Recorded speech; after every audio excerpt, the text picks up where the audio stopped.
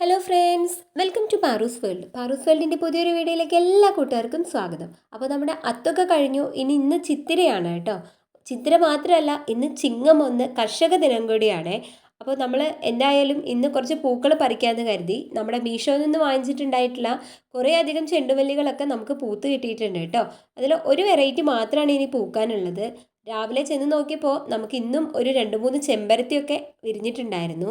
ഇന്നലെ നമ്മൾ തുമ്പയും മുക്കുറ്റിയും തുളസിയൊക്കെ വെച്ചിട്ട് പൂക്കളം ഇട്ടതുകൊണ്ട് ഇന്ന് നമ്മുടെ പൂക്കളൊക്കെ ആയിട്ട് പറിക്കാമെന്ന് കരുതി. നമ്മുടെ വീട്ടിലെ നാടൻ പൂക്കൾ മാത്രം ഉപയോഗിച്ചിട്ടാണ് കേട്ടോ ഇന്നത്തെ നമ്മുടെ പൂക്കളം എന്ന് പറയുന്നത്. അപ്പോൾ എന്തായാലും കണ്ട ചെമ്പരത്തി ഞാൻ അപ്പം തന്നെ കയ്യോടെ പറിച്ചെടുത്തു. നമ്മുടെ വീട്ടിൽ സ്ഥിരമായിട്ടുണ്ടാകുന്ന ഒരു പൂവാണ് കേട്ടോ ഈ റോസാപ്പൂവ്. ഇതുപോലെ ചുവന്ന റോസാപ്പൂവ് ധാരാളം നമ്മുടെ വീട്ടിൽ ഉണ്ടാവാറുണ്ട്. പിന്നെ കാശിത്തുമ്പ, പിന്നെ തെച്ചിനെ കുറിച്ച് ഞാൻ കുറേ വീഡിയോസ് ഷോർട്സൊക്കെ ആയിട്ട് ചെയ്തിട്ടുണ്ട്. ധാരാളം തെച്ചിപ്പൂക്കളും നമ്മുടെ വീട്ടിലുണ്ട്. എന്തായാലും നമ്മുടെ പൂക്കളൊക്കെ റെഡി ആയിട്ടുണ്ട്. നമ്മൾ തലേ ദിവസം നടക്കാൻ പോയപ്പോൾ കുറച്ച് പൂക്കളൊക്കെ പറിച്ച് കൊണ്ടുവന്നിട്ടുണ്ടായിരുന്നു. അപ്പോൾ അതും എല്ലാം നമ്മൾ റെഡിയാക്കി വെച്ചിട്ടുണ്ട്. ചാണകവും മെഴുകിയിട്ടുണ്ട്. ഇനി നമുക്ക് പെട്ടെന്ന് തന്നെ നമ്മുടെ പൂത്തറയിൽ പൂ ഇട്ട് തുടങ്ങാം. നമ്മൾ എന്തായാലും ഇന്ന് നടുക്ക് വയ്ക്കുന്നത് നമ്മുടെ റോസാപ്പൂവിനെ തന്നെയാണ് കേട്ടോ. അപ്പോൾ ഇന്ന് നമ്മൾ എന്തായാലും തുമ്പയോ മുക്കുറ്റിയോ ഒന്നും വെക്കുന്നില്ല. നമുക്ക് തുളസിപ്പൂ കുറവായതുകൊണ്ട് അതും നമുക്ക് കിട്ടാൻ പ്രയാസമാണ്. ആദ്യം തന്നെ ഞാൻ വെച്ചത് നമ്മുടെ കോവലിൻ്റെ പൂവാണ്. അപ്പോൾ കോവൽ എന്ന് പറഞ്ഞാൽ നമ്മുടെ കാട്ടുകോവൽ നമ്മുടെ ഇവിടെ ധാരാളമായിട്ട് കാണാറുണ്ട്. അപ്പോൾ വിരിയാൻ കുറച്ചധികം സമയം എടുക്കുന്നത് കൊണ്ട് നമ്മൾ എന്തായാലും ഒരു 7 മണി ആകുമ്പോഴാണ് പൂവിടുന്നത്. അപ്പോൾ പൂക്കളത്തിൽ കടന്ന് തന്നെ ആൾ വിരിഞ്ഞോളും. പിന്നെ നമ്മൾ മാങ്ങാനാറി എന്നാണ് ഇവിടെ ഈ പൂവിന് പറയുക. നിങ്ങളുടെ നാട്ടിൽ ഇതിന് എന്താ പറയുക എന്നറിയില്ല. എന്തായാലും ആ മഞ്ഞ നിറത്തിലുള്ള പൂവും കൂടെ ഞാൻ ഇട്ട് കൊടുത്തു.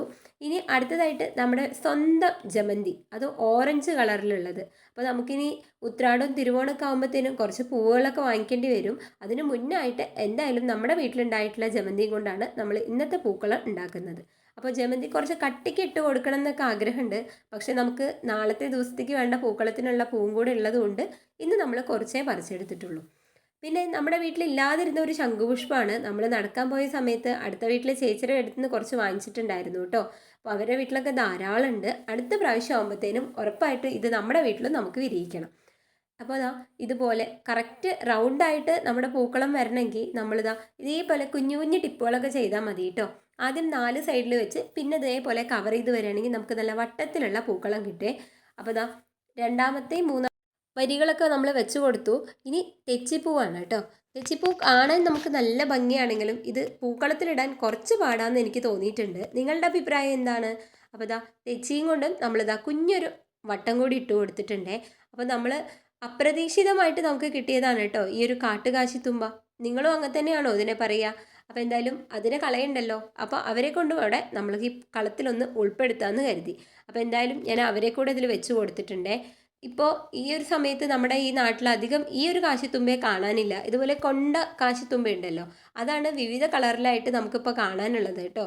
ഇതിൻ്റെ വെള്ളപ്പൂക്കളൊക്കെ പണ്ട് നമ്മുടെ വീട്ടിലുണ്ടായിരുന്നു. പിന്നെ ഇത് നമ്മുടെ തുപ്പൽ വെട്ടിക്കായ എന്നൊക്കെ പറയുന്ന ആ കായ ഉണ്ടല്ലോ, അതിൻ്റെ പൂവാണ് കേട്ടോ. ഒരു കമ്പ് വെച്ചാൽ തന്നെ നമുക്ക് ധാരാളം പൂവുണ്ടാവും. എല്ലാ ദിവസവും നമുക്കിത് പൂത്ത് കിട്ടാറുണ്ട്. അവസാനത്തെ ആയിട്ട് നമ്മൾ പറിച്ചിട്ടുള്ള ചെമ്പരത്തിയും കൂടെ വെച്ചിട്ട് നമ്മുടെ ഇന്നത്തെ ചിത്തിരപ്പൂക്കളം ഇവിടെ അവസാനിപ്പിക്കുകയാണ്. അപ്പോൾ നമ്മുടെ വീട്ടിലെ നാടൻ പൂക്കൾ കൊണ്ട് ഇത്രയും വലിയൊരു പൂക്കളം ഉണ്ടാക്കുക എന്ന് പറയുന്ന വലിയ കാര്യമാണ് അല്ലേ. അപ്പോൾ എന്തായാലും കൂട്ടുകാർക്ക് ഇന്നത്തെ വീഡിയോ ഇഷ്ടമായെന്ന് വിചാരിക്കുന്നു. ഞാൻ നമ്മുടെ അത്തപ്പൂക്കളത്തിൻ്റെ വീഡിയോ ചെയ്തിട്ടുണ്ട്. കാണാത്ത കൂട്ടുകാരുണ്ടെങ്കിൽ ഒന്ന് പോയി കണ്ടു നോക്കുക. വീഡിയോ ഇഷ്ടപ്പെട്ട ലൈക്കും ഷെയറും ചെയ്ത് സബ്സ്ക്രൈബ് ചെയ്യുക കേട്ടോ. അപ്പോൾ എന്തായാലും നമ്മുടെ ഇന്നത്തെ വീഡിയോ ഇത്ര തന്നെ ഉള്ളൂ. ഇതിൻ്റെ പൂക്കളത്തിൻ്റെ ചുറ്റുപാടൊക്കെ ഒന്ന് വൃത്തിയാക്കിയിട്ട് നമ്മൾ ചന്ദനത്തിരിയും കൂടെ കത്തിച്ച് വെച്ചിട്ടുണ്ടെങ്കിൽ നമ്മുടെ ഇന്നത്തെ പരിപാടി ഇവിടെ കഴിഞ്ഞിട്ടുണ്ട്. ഇനി ചിത്തിര കഴിഞ്ഞാൽ ചോതി പൂക്കളായിട്ട് നമുക്ക് നാളെ കാണാം.